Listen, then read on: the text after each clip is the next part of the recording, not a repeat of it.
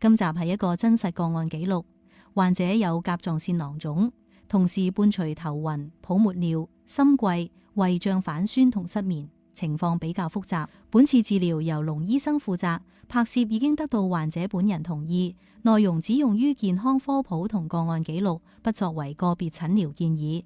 以下保留現場粵語原聲。我哋依家就開始幫你針灸。好。之前你係甲狀腺囊腫嚇，舊年嚟呢度睇嘅時候，甲狀腺囊腫，然之後失眠嘅問題，仲有喉嚨有痰，同埋心慌，仲有個胃反酸、胃脹之類嘅呢啲問題，同有啲泡沫尿嚇。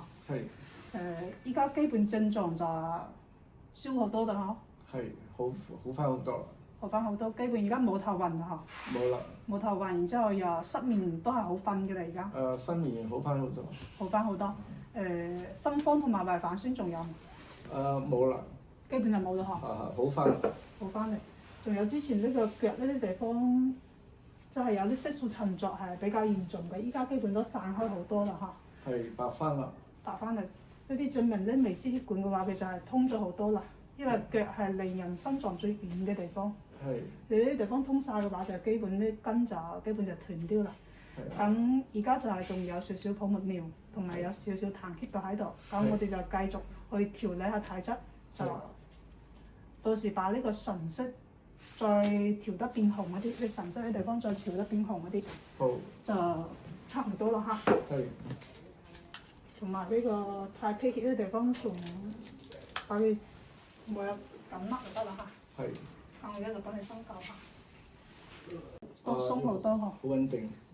同埋呢個依家係冇呢個囊腫就冇咁明顯嘅，但係消啲好多啦嗬。消咗好多。好，放鬆得啦嚇。轉過嚟。好，有啲便秘嚇。有啊。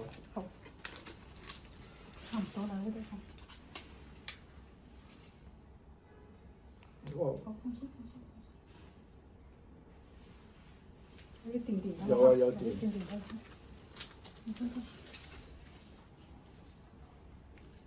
哇，好痹啊！痹而家咁嚇，痹咁上。哇！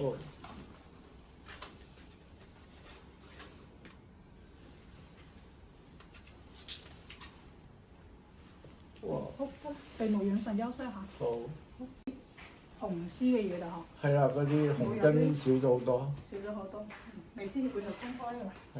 呢啲其實就係治本。有啲黏脹嚇。有啊。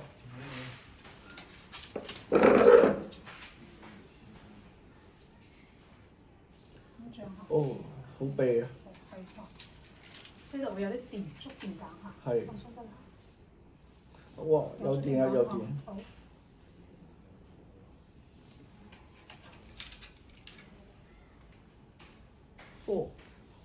有痹啊！痹啦嚇。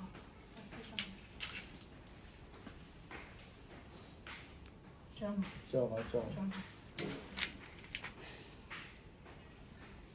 放鬆得啦嚇。有啲緊張。